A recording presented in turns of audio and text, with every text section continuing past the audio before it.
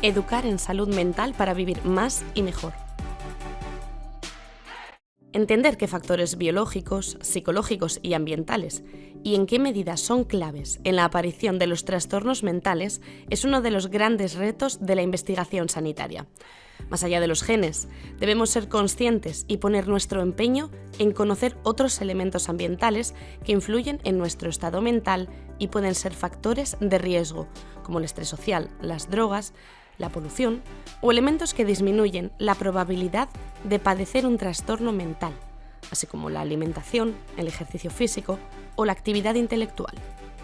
Los problemas mentales pueden afectar a cualquier persona, no siendo ella la responsable de su aparición. De forma contraria a lo que se piensa, nadie es culpable de sufrir un trastorno mental. Especial importancia tienen los casos en la infancia y la adolescencia, etapas decisivas del desarrollo personal que suelen generar además una estigmatización y un rechazo más marcado por parte de los demás. Este estigma en la salud mental afecta a miles de personas, incluidas las del entorno del enfermo. El miedo a ser etiquetado y estigmatizado determina muchas veces la negativa de reconocer y expresar el sufrimiento que le produce su psicopatología y, por tanto, impide la posibilidad de recibir un tratamiento adecuado y a tiempo. Hay que pedir ayuda.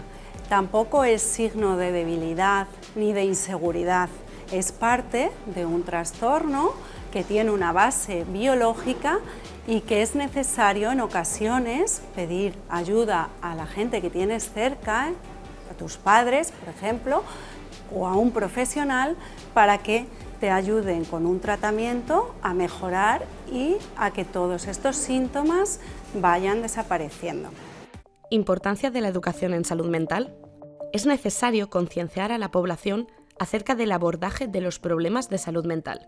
La educación se ha convertido en la principal herramienta para hacer frente a este problema. Con esta formación podemos lograr poner fin a los principales prejuicios existentes sobre salud mental y, de igual modo, abordar de manera temprana y eficaz aquellos trastornos, problemas y enfermedades que son invisibilizados y no reconocidos por miedo a la estigmatización. La educación fomenta la visualización del problema, la normalización de este y previene su aparición. La educación para la prevención y avanzar en el conocimiento se sabe que son la clave del éxito. Y también la normalización de lo sucedido nos da la tranquilidad de saber que la recuperación es posible. Tener el conocimiento y saber que esto es algo que realmente nos puede pasar a cualquiera permite eliminar el estigma y la culpabilidad que muchas veces está asociado a este tipo de enfermedades. Usar términos despectivos o erróneos para referirse a las personas que padecen algún problema mental refuerza los estereotipos y el estigma social. Por tanto, la educación también debe trabajar en el uso correcto del lenguaje y evitar referencias erróneas y términos pertenecientes a la salud mental fuera de su ámbito. ¿Mitos y leyendas sobre la salud mental?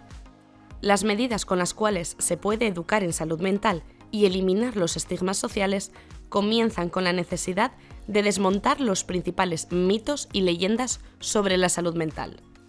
El que lo dice, detrás del que lo dice es alguien que sufre. Y el adolescente tiene una manera muy especial de pedir ayuda. Y eso lo vivimos todos con los adolescentes. A veces la manera de pedirlo es con una alta irritabilidad, con un enfado. Si alguien comenta que tiene ganas de morirse, esto no es una llamada de atención, es una llamada de ayuda. En los últimos 25 años, el concepto de salud mental está evolucionando de forma rápida en cómo tratamos a las personas que lo padecen, cómo entendemos las enfermedades mentales y hasta en cómo la sociedad concibe esta problemática. Hay que dejar atrás la creencia de que todo lo relacionado con la psiquiatría son enfermedades mentales graves sin solución, lo que popularmente se conocía como locura. Actualmente, se trabaja para mostrar que esa conceptualización es errónea. Los estudios demuestran que estos casos presentan un porcentaje muy bajo y la psiquiatría, además de su atención, ayuda a muchas personas que padecen otras patologías que se alejan mucho de este estereotipo de enfermedad mental o locura. La idea de que cualquier persona y a cualquier edad puede sufrir un trastorno mental es un concepto que debemos integrar en la educación sanitaria de la población. Tipos de enfermedades mentales. Existe una gran variedad de trastornos mentales. Cada una de estas patologías viene acompañada de sus propias manifestaciones y sintomatología, pero todas ellas se caracterizan por una combinación de alteraciones del pensamiento, la percepción, las emociones, la conducta y las relaciones con los demás. Aunque no podemos repasar todos estos trastornos, es importante resaltar algunos de ellos, como los trastornos del neurodesarrollo, que pueden aparecer a muy temprana edad y abarcan una amplia variedad de disfunciones, como los trastornos del aprendizaje, el déficit de atención o los trastornos neurocognitivos. Dentro de los trastornos afectivos, o también llamados del humor, debemos resaltar la depresión, que se ha convertido en una de las enfermedades mentales más comunes, apareciendo un gran número de casos a partir de la pandemia del coronavirus. Sin duda alguna, la soledad es un factor importante en el control de la salud mental. Y esto quizás lo vimos recientemente reflejado con la situación pandémica de la COVID-19, en el cual hemos sido sometidos a un aislamiento social y prácticamente ha afectado a todas las edades, desde los niños, jóvenes, adolescentes, adultos, personas mayores, y algunos han presentado mayor o menor vulnerabilidad. ¿Y por qué sucede esto? Porque los seres humanos somos seres sociales que vivimos en una comunidad, en una sociedad en la cual estamos interactuando. Por lo tanto, sin duda alguna, la soledad es un factor muy importante a tener en cuenta, y en la medida que es posible, los investigadores lo que solemos indicar es que es preferible realizar algún tipo de actividad en grupo, ir al club, desarrollar alguna actividad física, algún ejercicio, alguna actividad que nos resulte placer. Desde luego que es muy necesario entonces preservar la función de nuestro cerebro, preservar entonces nuestra salud mental. O el trastorno bipolar o trastorno maníaco-depresivo, una enfermedad mental que produce cambios extremos en el estado de ánimo, con etapas de altos emocionales denominados manía o hipomanía y etapas de depresión. No podemos olvidarnos de la psicosis, que produce en el paciente una pérdida temporal del contacto con la realidad, causando una disonancia entre la situación de la persona afectada y la del resto.